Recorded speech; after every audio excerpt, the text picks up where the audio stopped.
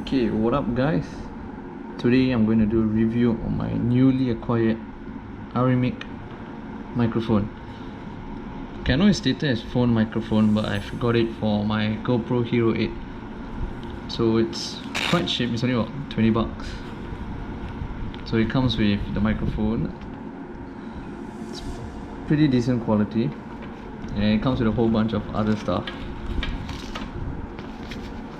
Even the cover itself is quite good.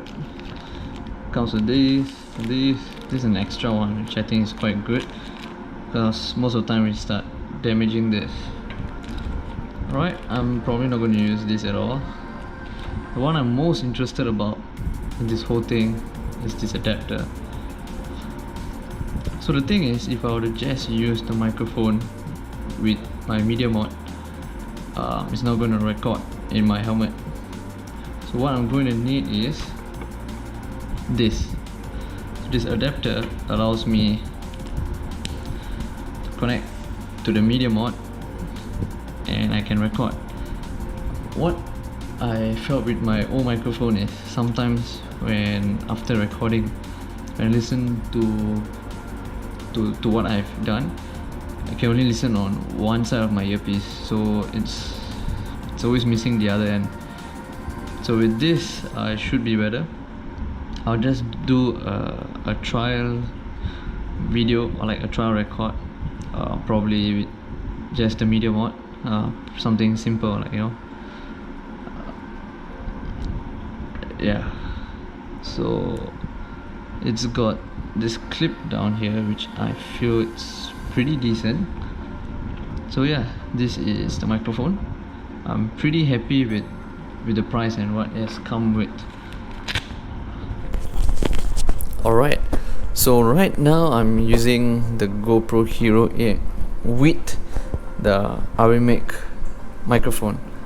So while I'm using that, I just wanted to update you guys about my current setup.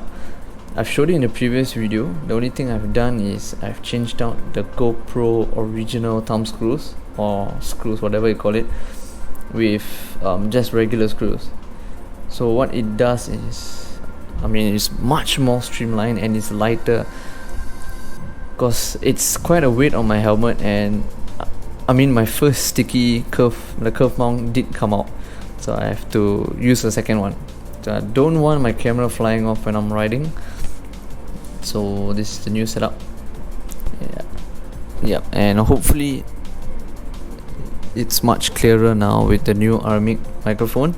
I will have it set up on my helmet and I'll probably do another video in the near future. Alright, and just another update. I've recently purchased an ND filter for my GoPro. It's a replica of the Polar Pro, but it's much cheaper, I think half the price. Yeah, I didn't want to spend so much on it. So it comes with this. All you gotta do is just clip it on to the GoPro Hero 8, and it comes with 4 lenses. So one of it is just anti-glare, like this one. The other 3 is an ND16, ND8 and an ND32. It helps me out because currently I'm using only the shutter speed of auto, but I'm always recording at a frame rate, FPS of 60. So by right, my shutter speed should be at 120. So in order to stop overexposure, I've got this. So how it works, you have this over the GoPro and just clip it on. It's magnetic, so it's quite good. It just doesn't come off. You need to use a decent amount of strength. So it's a good investment. I did play around with it, and I will be doing a short video using this with my GoPro, not just a simple one, probably with my bike as the main source. So yeah, just wanted to update you guys.